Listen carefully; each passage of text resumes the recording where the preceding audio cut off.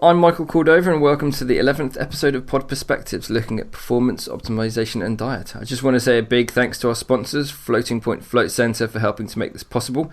So my guest this week is Richard Husseiny, GB Snowsports team strength, conditioning and performance coach with Husseiny Performance, and we're going to dive into performance and flow states. Rich, welcome to the show. Thank you for having me on. It's a pleasure, man. I've got quite a big interest in flow states myself with regards to work and personal life, and especially working on projects, not necessarily in terms of sports-wise, but in terms of actually getting into that mindset for like writing, basically. Obviously, running business stuff, I need to be writing blogs and information and etc. etc. But I understand that you, in terms of your performance coaching, you obviously, as I said, you work with the GB Snowsports team. So how did you get involved with them? Yeah, that's right. I mean, that's who I kind of work for currently. I've been in professional sport for sort of 16 years, and I mean, I got into it quite late. I did like a sports massage, and I played cricket to a relatively decent level when I was younger. I never made it professionally and did a lot of travelling after that, and came back and sort of wanted to get into professional sport, and I wasn't sure how. And then, I did a sports massage course, and then I went to my degree, so a sports therapy degree at Chichester University when I was 26. And then I was also working with Fulham Football Club at the time as a masseur, and really just asked them, how do you get to a full-time performance coaching position? And so they said, you need this, and it was not as simple as that. It's all a very difficult road. I think going to study late helped me with that focus, and so I did the degree. I went straight into my master's strength and conditioning science at St Mary's in Twickenham, and kind of went from Fulham to Harlequins Rugby League, and then from Harlequins Rugby League I went to the English Institute of Sport, and really that was my major aim at the start. And that's where I was strength and conditioning coach for the GB diving squad between the Beijing and London Olympic Games, so 2009 until early 2013. And that was my first really amazing job position, and I loved that. And then after the Olympics, London 2012, amazing experience. But I got an opportunity with Exos and went to China for nearly 3 years, just under 3 years, and worked with their in Beijing and Shanghai, working with their judo, their diving, and a bit of multi-sport, and had just the most amazing life experience, both professionally and personally. And then I left China. I lost my mum to cancer, and really that's the reason I came back from China. And then there was a period of time where I had off, and then about a year and a half, 2 years later, I just went for this job with the GB Snowsports and got this job. So kind of that's a brief overview of there's more detail to that, but that's how I got to this job right now. that's quite full on, to be honest. It's basically experiences in China in terms of how they coach, and I don't know, I guess how much they push their athletes. How's that compared to here? Oh, totally different. I mean, it was an incredible experience to going from the English Institute of Sport to China was like going from the polar opposite to come one side to the total other side. You know, China is an amazing place and just do things totally differently. Although, you know, that's why they had Western help in, because injuries are a huge thing over there, and their process, they're very much coach-led, coach-centered in a way, in the sense of you do what I tell you. And learning new techniques is quite hard for, I think, Asians in general, in the sense of saving face and trying new things. Because obviously if you try new something, you can't, no one can have a linear, a straight continued progress of excellence. You have to undulate, and that's what they struggle with, but they're more and more open to it. And it was an incredible experience and highly valuable for me in terms of learning professionally and personally. And I came from an environment where I thought that was the best environment, yet the Chinese produce world-class athletes time and time again, and so they're clearly doing something right. And I think there are lessons that can be taken from both those sides. And so I mean it's interesting. So how do you think that your the experiences that you've had to date, combined with everything you've done in like UK and over in China, how do you think, and including all your personal life aspects as well, but how do you think that's all kind of helped shape who you are and the direction that you're going in? And what do you reckon what do you think your biggest challenge has been to date as well? Biggest challenge has been losing my mum to cancer. Has been the biggest learning, biggest growth, biggest challenge.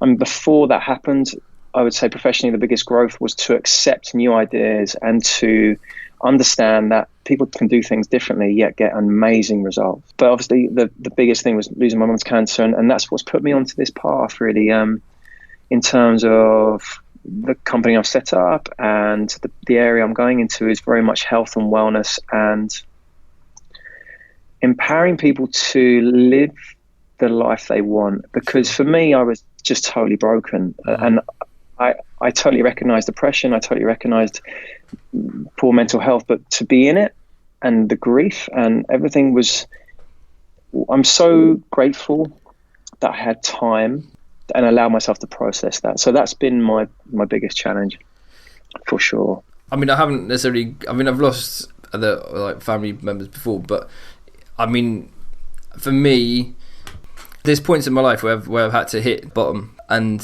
I've had to go through like it even before for example, before we set up the float centre, what have you, then everything for me is kind of a process. For me, there's elements of things, and I wasn't really in a very good place anyway myself. And in having the time to be able to process everything and try and take the positives from it and go, okay, well, I have to, be able to like grow and move forwards, and then take the things that I have learnt and the things that I want to use those to catapult myself into the kind of direction that I want to go in. And in this instance, the same, like to help other people in terms of with their health and wellness, and trying to achieve things and not necessarily be stuck in a cycle, because there's a lot of people we do see, and it's difficult, but we're kind of there to sort of help support them, not necessarily tell them what to do, but to kind of guide them in the right way and point them in necessarily the right direction, and give them the support they need to be able to carry on and to do the things that are really important to them and to make big positive changes in their lives. It's a difficult thing, and like you said, in terms of, from your aspect, in terms of dealing with grief and in terms of the mental health aspects, it's something that and especially I guess with men that isn't necessarily spoken about as much. I mean, obviously it's getting better bit by bit, but there's still a long way to go. I think that to be able to tune into my feelings. I lost my dad at 16, and I dealt with that in a way that I thought that's how you should get on with life, and you should get busy, and you should get into work. And that's how I dealt with a lot of my emotional pain up until I lost my mum, really. And thankfully, that stopped me in my tracks. Like I literally couldn't do anything. I was broken, and I think the greatest growth does come from the most painful situations, unfortunately. I don't think it has to, no, but I think it forces you, if you haven't already been able to learn. And as a man, and I think that's why the more I speak about my story and the more I share, I see like a light in other people, in the sense that that's a relief, because that's how I feel. Or there's almost like a permission that the more people that speak about it, the lighter it is. I mean, there's still difficulties you have to go through, but I think the more we share, the better it is. And it's I would encourage as well feeling the grief. I think comparing my very first experience to losing my mum, like to be able to feel it and to feel the undulation of those feelings, as painful as they are, that has so much value, because you can start to be aware of how mood and feeling changes. And that kind of put me onto, I had 2 years of psychotherapy, almost weekly, which was amazing and absolutely critical. But one of the biggest transformations for me was being in touch with a shaman, energy medicine. And this is pretty out there for some people. It's not necessarily mainstream, but coming from someone who's very evidence-based, science-led, research-driven, kind of in high-performance sport, to then, when having that mindset, to then being open enough to try something. How does it work for me? And it turned out it worked incredibly well, and a very palpable feeling. And I would encourage people to be open and to be open. I mean, I think that's really important, and it's something that I guess that it's looked at a little bit, because I'm going to sort of touch on the flow state aspects, but I guess that's something that's the Jamie Wheal and the Stephen Kotler kind of, I guess, touch upon really in their book Stealing Fire as well, I guess, because it doesn't. Right. Yeah. So, and I find that quite interesting. So I've like some of the people I've met, or some of the clients, and I guess some of the people I've met on the way have kind of embraced this way of thinking in terms of, you know, being a lot more open. You know, it's kind of being more exploratory, I guess. I think to me, it's kind of having like a deeper understanding of not just your surroundings, but like yourself. And a lot of time, I think part of it is kind of a lot. It's to do with. I was having a conversation yesterday with somebody else where we were talking about acceptance, and part of it is kind of going, okay, well, yeah, you know, everybody has like faults of certain things, and there's things that we can always do. We can always do better, but it's more accepting the fact that there's certain things you can feel in a certain way. And once you get to that, once you have that point of acceptance, and then you kind of feel a bit more free and a bit more liberated, because then you can think, okay, well, now I know and I accept, these are the things. I can then, you know, look at different ways to think, okay, well, how can I manage that more effectively? How can I use that to improve myself? With regards to you know, in terms of anything from, I guess, from elite performance to people working in the city, for example, like high-powered jobs. But yeah, even because we do a lot with elite athletes, such as, like, for example, obviously with the rowers and things like that. Yeah. And the mental aspect is and the mindset is quite a huge, like, can be one of the biggest hurdles. Yes. To be fair, I think crucial. So, this is what I would sort of talk to you about. Actually, before we carry on and jump into this whole flow state and mindset aspect, it's probably good to actually define what flow state is actually for our listeners, because there's a bunch of people that probably would have had an idea in terms of what it is.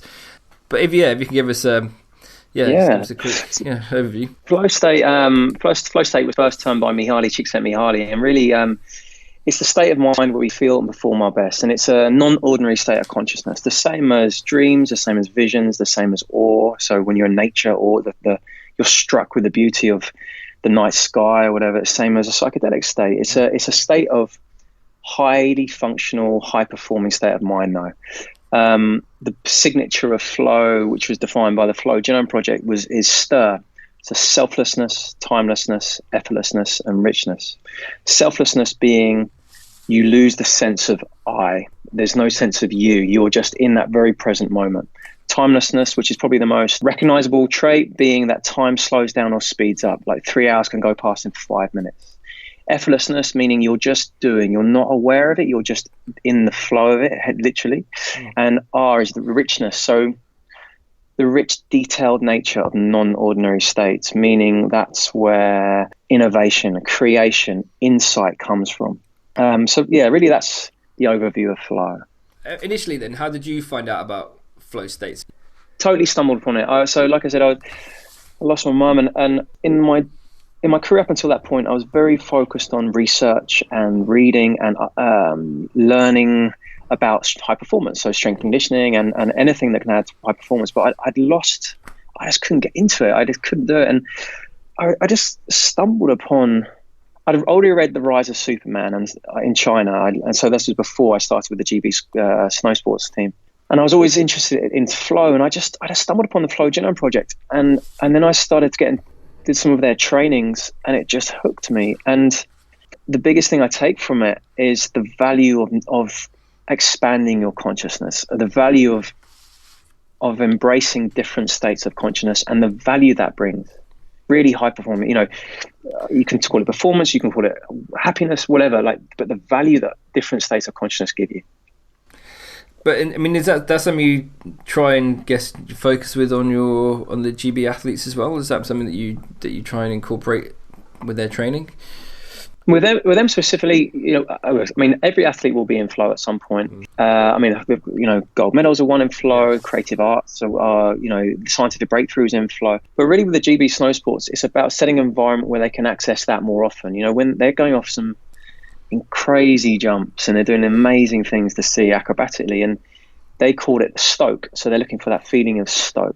Okay. And so they're looking for that. And really, that's why they do what they do. Yes, they want to win, the X Games or Olympic Games, but they're looking for that feeling. That's what makes them feel alive. And it's not, you have to, we'll get onto the triggers a bit later, but you can set up the environment both externally and internally to be able to give you the best opportunity to get into flow. It's not like, oh, I'm going to go and get into flow now. It's as easy as that. But you can set up your environment to give yourself the best chance of accessing flow. So I noticed obviously there seems to be, from the books I've read so far, there obviously seems to be kind of, I think, more of a great deal of focus on flow for individuals, right? But, you know, how would that then translate into like a team? And can a team have collective flow? If that's the case, is there like a particular approach that you would take? Yeah, you just have to look at the last World Cup. Not that I follow football too much, but Croatia ended up winning, and the best stars don't very rarely actually win on the winning team. And you think, looking at Navy SEALs, so coming to your world a little bit, they use, I mean, this is from City Fire, but they use float tanks, and they use for example, to use flow states to learn languages in 6 weeks. What makes Navy SEAls is, yes, they're extremely fit, tough soldiers, warriors, but what makes them special is the unit and how they work together. And just linking that into, I guess, normal world, the ESSEC Business School, I think they're based in Barcelona, they did a study on flow and looking at predictors of team performance. And they looked at 2 markers. They looked at QEEG, so brain waves, and they looked at heart rate variability. They looked at about 150 to 160 subjects. And the emergent leaders down the line were the ones who could not only manage their stress response, so they could bring themselves down to baseline quicker, they could also affect their team, meaning that almost like in entrainment, where if you've got a room of clocks, the biggest pendulum, I think, will bring everyone bring every other pendulum into line with them, something like that. I forget, but basically that. So they're looking at biomarkers, literally almost like precognition. So you just by looking at simple biomarkers, and so you can train that. You can train stress response. You can see just by looking at heart rate variability and brainwaves, for example. A simple measurement would be heart rate variability. You can see who struggles with stress response, and then train that in a team environment to kind of bring everyone up to the same level in a way. And I would say team as well, depending on what your task is. Whether if it's creative, then setting up an environment that allows you mistakes, allows a free, non-judgment environment that you can bounce ideas off. And I mean, they're just two examples, but I think I don't know if that answers your question. I mean, I find it obviously, it's really interesting in terms of actually getting into flow itself. And you touched on you mentioned about the Navy SEALs using float tanks as well. So, I mean, I understand that the way the Navy SEALs work is it become they like a hive mind. So so then it doesn't matter. There isn't one specific person that leads the team. It just depends on what the situation is. That if one steps up, then if you watch them, then it's like one. It's like one mind. So they all know what they're all doing, and everything just seems so seamless. Yes. Obviously, it's for their job, that has to happen, because any mistake can just be catastrophic. It's fatal. Exactly. But I mean, with regards to like the float aspect, I mean, I assume you floated before, right? Yes. Yeah.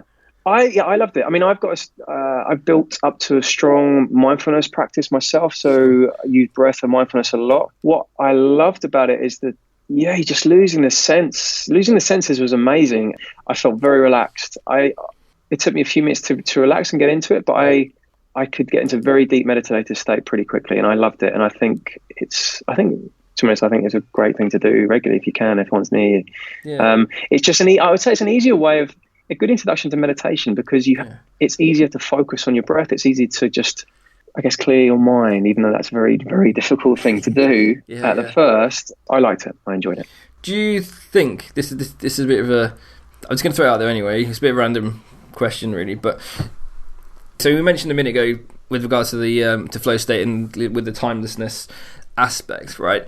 And you're, because I guess with regards to flow, you're just so ingrained into your activity, so focused within your activity, everything else around you that just timeless, it just disappears, right? I was just going to say, so the reason our higher cognitive functions, basically our prefrontal cortex and the default mode network, responsible for logical, rational thinking mind, that goes quiet And really, I guess, linking that to flow, linking that to meditation, linking that to psychedelic states, and I'll talk about psychedelics a bit later in a clinical setting. That default mode goes offline. So the default mode was responsible for time, for self. And I guess linking to mental health, like depression, anxiety, that's when that default mode is on free run and, out of control. That's where those thought processes come from. So a flow state, for example, sets that up, or makes that area go quiet. It goes quiet and down. And that's why it links to meditation, why it links to psychedelic states. And that's why they're high performing. That's also why they're healing. Yeah, that makes sense. I mean, okay, so for example, as well as myself, and I talk about other clients, but what a lot of people, for example, when they're floating, for example, what they report is actually their sense of time basically disappears. These are people a lot of people don't practice meditation, but their internal chatter after a while just stops, so their awareness of everything just disappears. This is the thing, is I'm wondering, because I guess once you're in a flow state, I'm assuming that your brainwave pattern will drop into more of a theta brainwave state. Would that be a fair assumption? Exactly that, yeah. Yeah, so which basically, I guess, is the same as if you were in a deep state of meditation, right? So you want because you got alpha, theta, and then deltas when you're in like sleep mode, right? So, but this is the thing, is just like I've done a few overnight float sessions, for example, right? So, yeah, and actually the weird, it's all a bit crazy, right? And I wrote like a blog piece about it and recorded heart rate variability and stuff before and after, and my sleep during the session and what have you, which was really interesting. But what I found more interesting actually was the day after. So literally, I did the overnight flow session, so I did 6.5 hours. I was really kind of super deep into it. But then the next day, I had a fairly busy day, so I had quite a lot of clients in back to back. Basically, normally we have like a gap of like an hour in between. I thought I'd just get down and just write this blog post. Literally, I find it really like quite difficult to sort of try and get my brain into gear to kind of just get the whole flow of it going. But for whatever reason, I did the 6.5 hours, came out, get everything ready, and then that day, even though I had people coming in between, like everything just sort of just flowed, and it was by the end of the day, it was just the day had gone.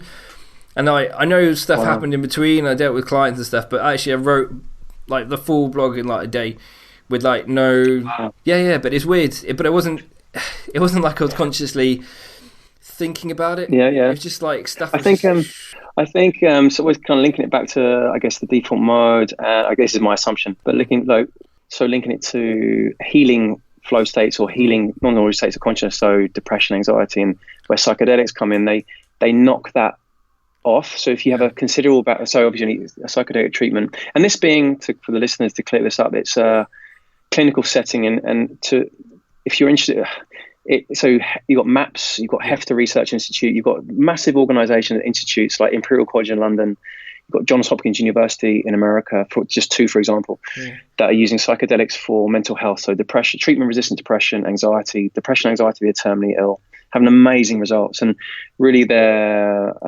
hypothesis of what's going on is that default mode goes offline for a period of time, and under psychedelics you're looking for a long, like 6 to 9 hours. That's a considerable amount of time for those thought patterns to be stopped and new patterns to be grooved. So like brain is plastic. And so it gives it time to allow for new patterns to be grooved, and therefore that's what knocks people. PTSD, for example, has been knocked out in a couple of sessions. So Mike, going back to your example, potentially that's that window of opportunity, if you did that more consistently, maybe that'll be more open to you. I mean, that could be why that happened. Yeah, I mean, this is what I was thinking. Is so my kind of like theory is that, because you mentioned before about creating that environment to be able to get into flow state, for example, for athletes and what have you, to be able to get you'll basically get everything has to be set up exactly more or less right for them to be able to get into that state quicker, to then be able to achieve gold medals, break world records, etc. Right? So in essence, what I think if I'm doing, because I'm not an athlete, but for me, I kind of think that being in that float tank, that's the environment that I can take. Okay, well, actually, I'm removing everything from the environment. So all that's left is my mental side, my mind. And once that point, when it gets into there's been new kind of research as well. It talks in the with Dr. Justin Feinstein. So he talks about the same thing with the default network, and it basically is in essence what he's found in kind of research is that basically that same thing happens when you're during a float session. So that part of the brain basically just shuts off. So if you think in essence you're just completely immersed in that one activity, and there's nothing you're doing because you're just and the environment's designed to prime yourself to put that in that state. So what I'm kind of interested in is to whether I understand that obviously outside whatever activity you're doing, you obviously have to have certain things in place, I guess, to kind of help you to get into flow state. But I don't know. It's interesting to see whether or not actually, because I don't understand if you can obviously train your brain to get into flow state easier, or if like by doing something like that regularly, you're kind of helping it to prime itself to make it not like easier, but to tick off one element that might help it to kind of go, okay, well that's, we can, because if your mind's in that calm, relaxed kind of state, for sure. Do you know what I mean? That would help to then feed into that. I think. Yeah, and I think a simple thing, this kind of talks about some amazing concepts, but I think the simplest thing anyone can do on a daily basis is to tune into breath, mindfulness, and to support that, have that underpinning everything, because that's going to allow you to return to baseline when you have those thoughts and when you have, in my experience, and that's what I believe. Like there's so much you could do, but I think one of the simple things is breath and mindfulness, or I think that. So, but you do that as part of you do different retreats as well, right? So you got to focus on breath work there, which you said is really important, and breathing correctly is something that many of us don't do, to be honest. And from obviously this is speaking from research as well, but I mean, is there any specific, like for example, like breathing techniques as well that you can use or you can recommend to manage with like stress or anxiety? I think breath is such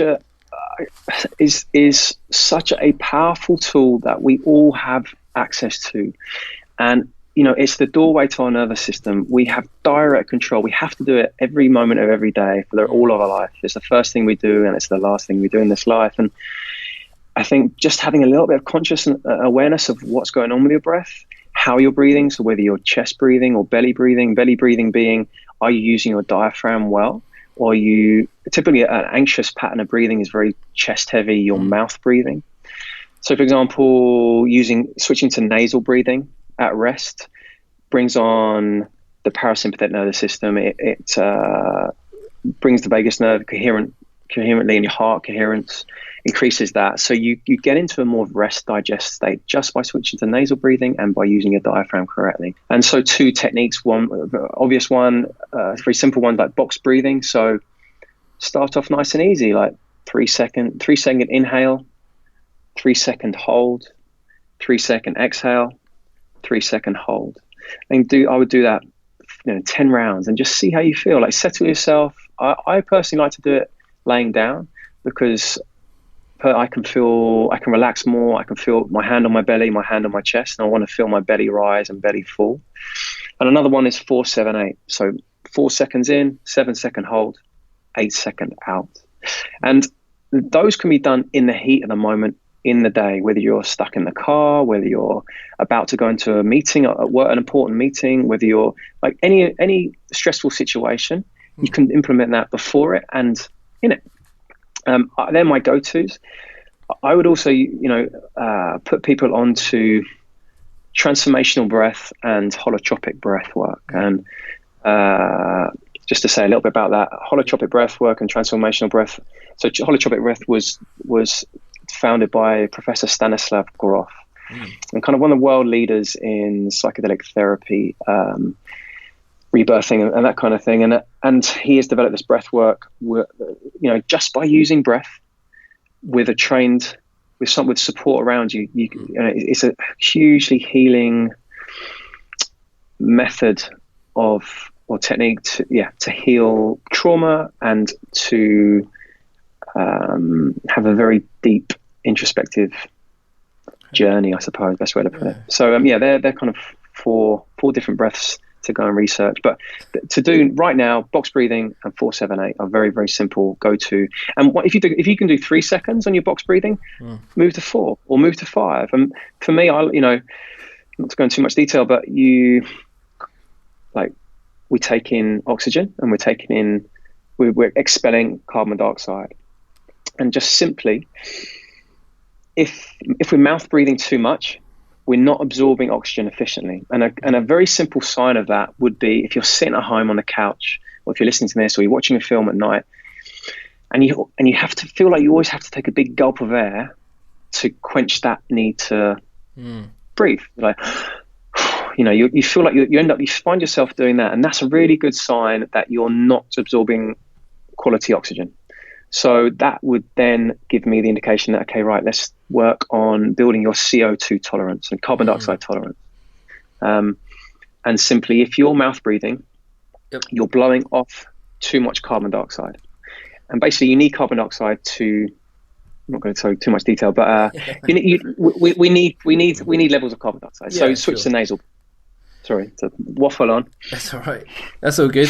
So what's your opinion then on the whole mouth taping aspects, for nighttime with sleep and what have you? Is that something that you advocate? I mean, give it a go. I haven't done it. It's quite bold.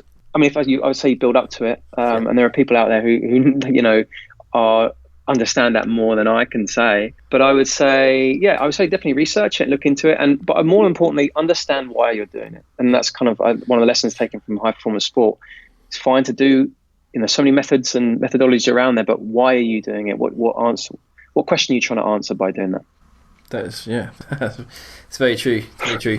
Yeah, I'm quite interested to talk a bit about, because obviously you got your business as Husseiny Performance as well. So I guess obviously we touched on the breathing aspect a little bit. So what else does that incorporate? What kind of methodologies do you use? I mean, obviously you don't have to give too much detail, but just like an overview. Happy to. Overview would be nice, because I might be interested in signing up myself, to be fair. No, I'm very, very happy to go into detail. Really, Husseiny Performance, very original name, but it's come from a lot of the journey that I've been through, and so there are 4 major components. So you've got body care, mind care, nutrition care, and sleep care. And then you've got essential and optimal components of each. And so the essential ones, for example, body care is looking after your mobility. So improving mobility, improving your posture, and moving regularly. Like very, very simple. And then you can go into the optimal, which is increasing skill, increasing capacity, increasing range. And then mind care. So looking at nurturing your mindset, and in particular, like a self-authoring mindset where, I guess a typical socialized mind would be to seek external direction, we're shaped by definitions, expectations, and adhere to certain identities that we formed early in life. Whereas a self-authoring mindset would be, we've got like an internal sense of direction, and we're looking from like an inner seat of judgment. So like we've got perspective and look at it, So nurturing mindset, using breath and mindfulness to manage state, and then reflection. And then the optimal would be things like effective psychotherapy.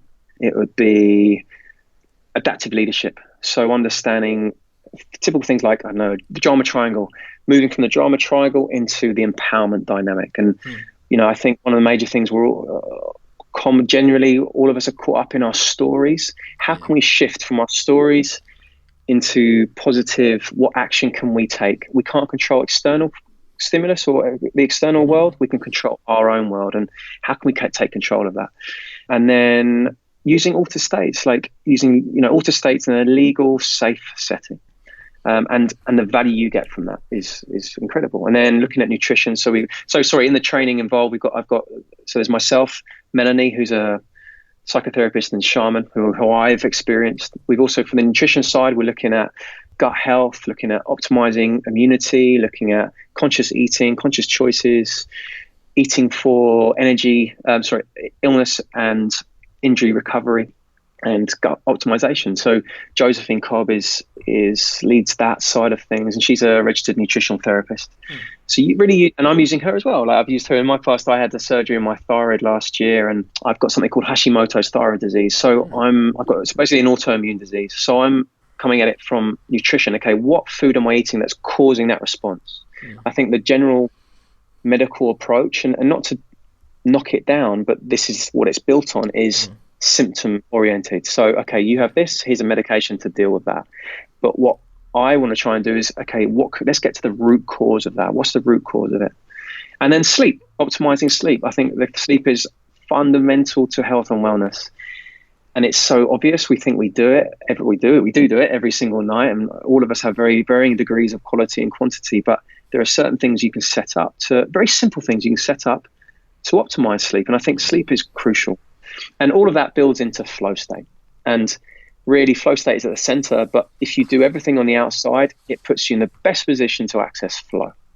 So, yeah, that's the training. Well, okay, it's quite in depth, isn't it? It's how many is this over, like a set number of weeks, I guess, or is it what? How does it work? 12 weeks. It's delivered online.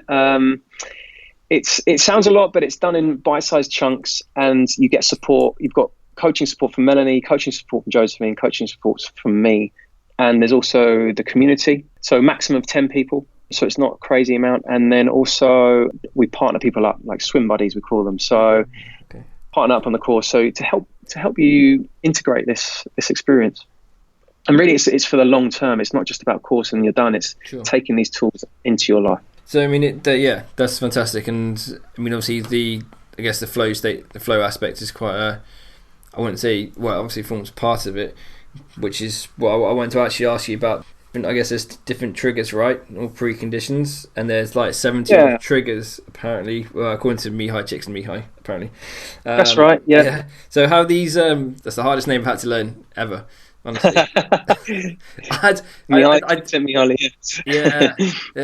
gave a talk last year and just on the benefits of doing nothing, and it took me a week or so, but I got it in the end, so it's fine. You're on stage, you don't want to mess that one up, trust me. No. But yeah, so I mean, I know you said about the 17 triggers of flow. How are they categorized? So you've got 4 psychological triggers. So intense focus, clear goals, immediate feedback. So immediate feedback being like you're doing something, whatever you're doing. How do you know? Kind of, I think getting professionally getting professional feedback, immediate feedback, rather than I think a typical one would be the annual review. How pointless that is really, because you need to have it live, real time, so you can adapt and you can change and you can learn from that process. The challenge skills ratio is the last one. So where in your life are you coasting? Is it too easy? Versus where in your life are you overtaxed or over subscribed? And really flow sits in the middle of that. I mean, there's a sweet spot between too easy and too hard. Then you've got 3 environmental. So high consequence, an obvious one would be risk.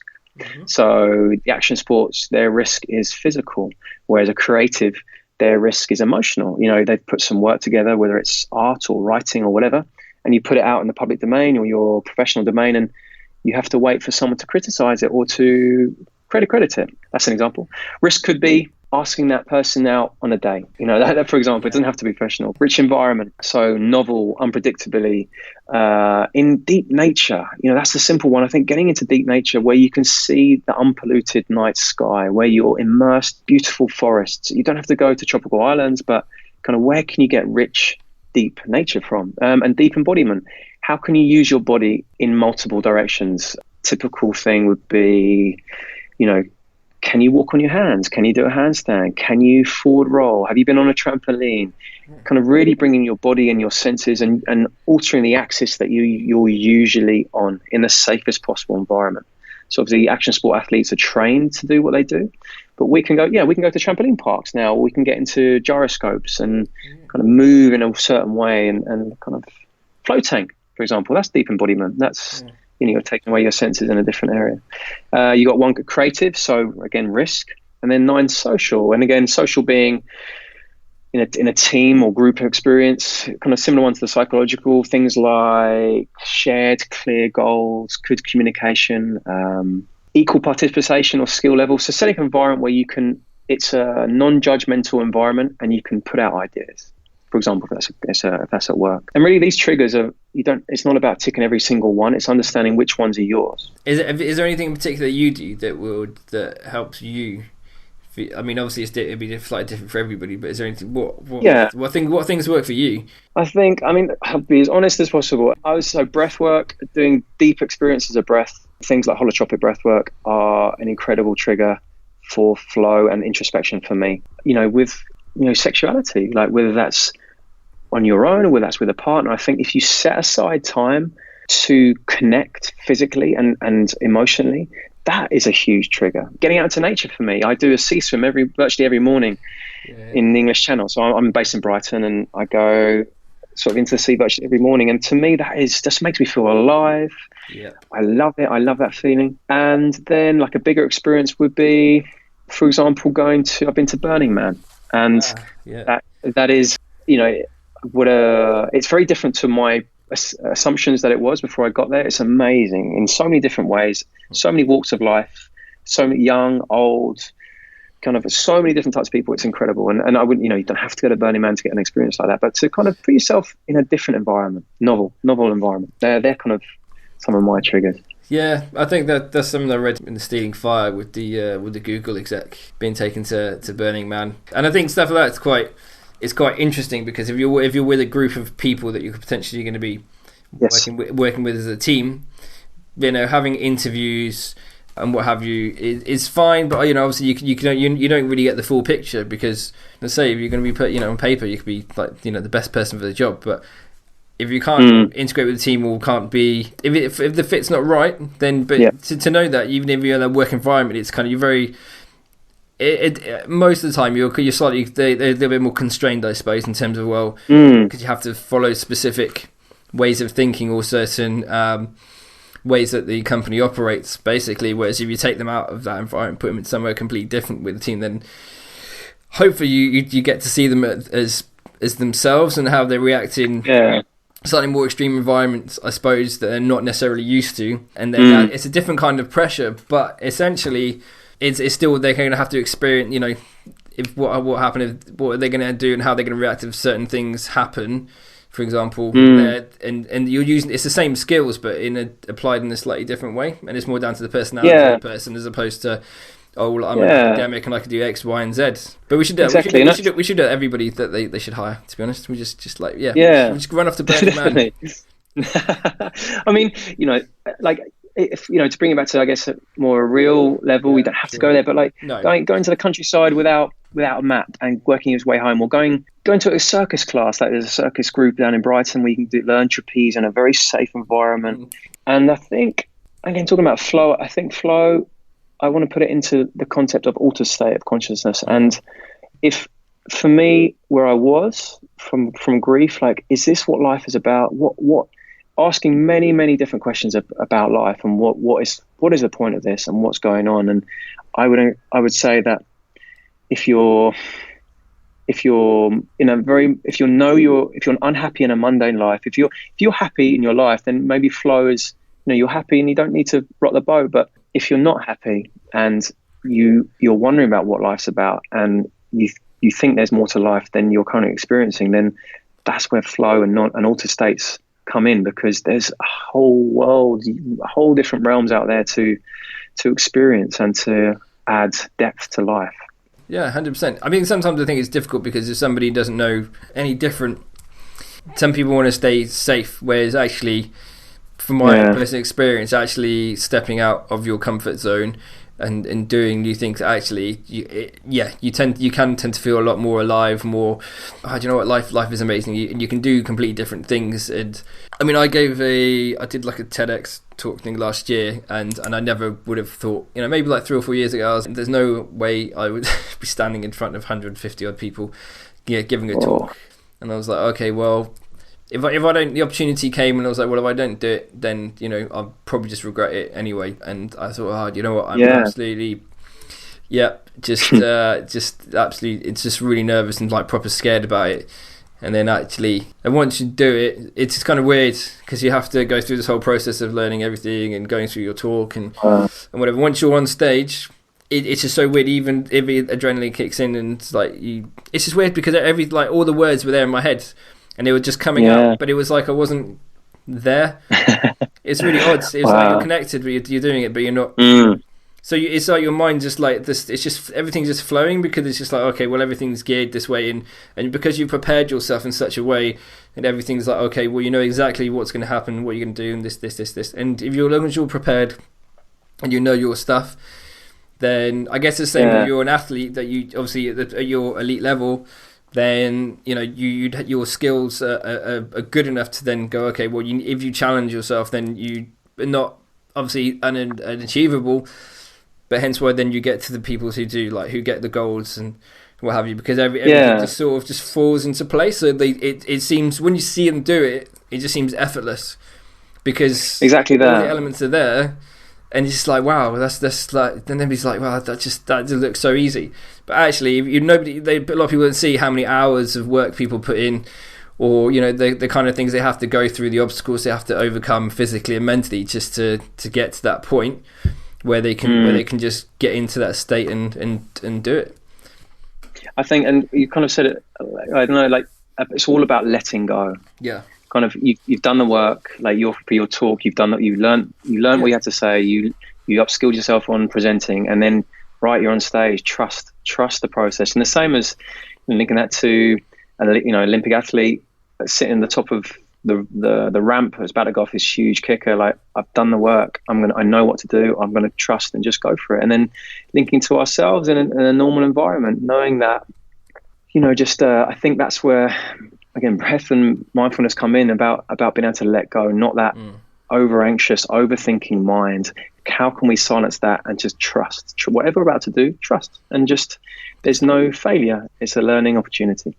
Yeah, exactly. I mean, I've spoken to a couple of rowers before, and actually one of them said that the best performance that they've had, I say to date, was when they met in the race. I think they got silver, but actually in the race in their mind they were just going through like a normal training session. So they didn't have the pressure on it. They didn't put the pressure on themselves or anything. They just went out there and just did what they do normally when they do training, and then obviously they just it was just relaxed. They didn't and they just went there and then got silver. So but yeah, it's just kind of weird. It's like, if you don't imagine it's not like a race, then it is, but obviously you want to get there in the quickest amount of time. But if you've got everything already set, you thought, well, no, I'm just gonna just enjoy it basicly. Exactly. Actually, put pressure on yourself. Oh, we have to win. Have to win, because then you're just putting yourself in an obstacle. Because then you're gonna be disappointed in it. And then it's obviously going to come at a price. But it's if you can achieve it, that's great. I was just going to come back to our final little bit actually. So this one's a bit more to do with the optimization aspect, and I'd like to know what would be your top 3 recommendations for someone that wants optimal and physical health. So kind of what 3 things that people should either cut out of their everyday life or whatever, or what 3 things that you would recommend that people should do. Okay, no, I would say, so looking at most of my career has been in elite sport. We're very lucky to work with Olympic medalists, gold medalists. I would say the key thing is consistency in whatever you do. Can be consistent on a daily basis. The 3 things that I would do: number 1, tune into your breath, tune into stress response, and build yourself a mindfulness practice. That is key. I think, certainly from what I felt by doing that, it is fundamental to a calmer mind and to a whole host of just an inner strength. Mm-hmm. Second one, I would say sleep. Optimize your sleep. Be aware of sleep. And without sleep, poor sleep leads to cognition. I've got a 1-year-old daughter, just turned 1, and when she goes through spells of not sleeping, the feeling of that is unbelievable when you're trying to operate with poor sleep. So I would say do everything you can to sleep. And one simple thing to do would be, I would do breath and mindfulness before you go to bed. Second one, I would cut out screens at least an hour before you go to sleep. The third one would be move every single day, consciously move. So whether you're purposely go and detach from screens and you go out into nature, kind of for 20 minutes, go to your nearest park, go to the beach. If you can go for bigger experiences at the weekend, go to a national park that you rarely go to, or go to somewhere you've not been to within an hour from where you live. Move. And then a fourth one, because I think it's really important, and explore your consciousness. I would explore the different realms of consciousness that are available to you in a safe setting, safe and legal setting. Yeah. So that's my kind of three things. Cut out. What I cut out? I'd cut out news. Yep. Watching the news on a daily basis. I would cut out processed foods. Certainly, kind of working with Josephine has taught me a lot about that. But also, a wonderful guy to follow is Dr. Mark Hyman. Yeah, amazing guy. He said, he terms the refined sugar as a recreational drug. So, and because of the effect it has on your body and everything. So I would cut out that. Yeah, kind of processed food, news, and refined sugar. Processed foods, news, refined sugar. I think I try and do try and do all those things regularly. I mean, we do go for quite long. Well, we're quite lucky because we live in Berkshire, but so we're obviously surrounded by countryside, and even back home, we go back. So over the Christmas period, we live with family in Gloucestershire. So yeah, we tend to go for walks up in the hills or what have you. So me and my wife love exploring and getting lost. It's kind of one of our second favourite hobbies, apparently. There's no point having maps and stuff, because even with those we still get lost, so it's fine. It's still part of the adventure. But so that's I do that, and so the movement aspects we cover, and I mean they're all great things, and the same even with the sugar aspect is something we've pretty much cut out completely, to be honest with you. And I think that's had a major impact. And the same, we're talking about sleep. So since I've been tracking my sleep data, I've been making a few different changes and adjustments, and that's definitely had a much bigger impact in terms of how I feel in the morning, and how productive I am, and how I'm less kind of brain fog. And definitely that's great. I think it's great to. I think biohacking, and it's an amazing field, and it's growing, and it's so many wearables around now, but I love what you just said about responding, making change, because it's easy to get data, but as long as you respond and use it. And I think that's taking a lesson from elite sport. So many parameters and variables you can measure, but only measure the ones that you can adapt to, because otherwise, what's the point? Yeah, no, exactly. I mean, I think sleep's definitely one of the main ones. The other things, I guess, one of the other things that's important to me is looking at the hydration aspect, because that's something that I think we try and do our best, but I think a lot of people find it quite difficult. It's just something we don't really think about, if you know what I mean. It's just sort of, we're thirsty, we kind of just tend to drink when we are thirsty, as opposed to it's supposed to try to be regular, if you know what I mean. It's something, because I guess people so into their work or whatever they're doing that it just tend to forget about it. But so if our listeners want to find out some more information in terms of obviously what you do, where's the best place to go? Best place is HusseinyPerformance.com. So www.HusseinyPerformance. That's HUSSEINY. And then Instagram, Husseiny Performance, and then I've got a Facebook page as well. So we could, if they need to get a hold of you, they can. And it's been amazing. It's been a pleasure, man, to have you likewise to chat a bit more. I'm sure I could probably talk to you a lot more about flow and really dive into it in a lot more detail. But I think what you're doing, what you present on your website, and what you're doing for in terms of your business and incorporating the shaman aspect of it, I think it's really interesting. And I think it's good to be open into. I'm quite open for exploring consciousness and looking at different ways to have a greater understanding of myself, my environment, and how I can improve myself, and through that being able to help others as well. But we'll see. But yeah, thanks very much for coming on and talking to us about your knowledge on improving physical mental health and flow states. We have some great guests coming up on our future podcasts. Follow the show on SoundCloud or iTunes, and don't forget to leave us a review on iTunes and subscribe there. Pod Perspectives. So we're on Facebook as well. So we're going to put all the links we've mentioned in the show. So thanks for listening. I'm off to go and practice my breath work. Until next time, take care and stay healthy.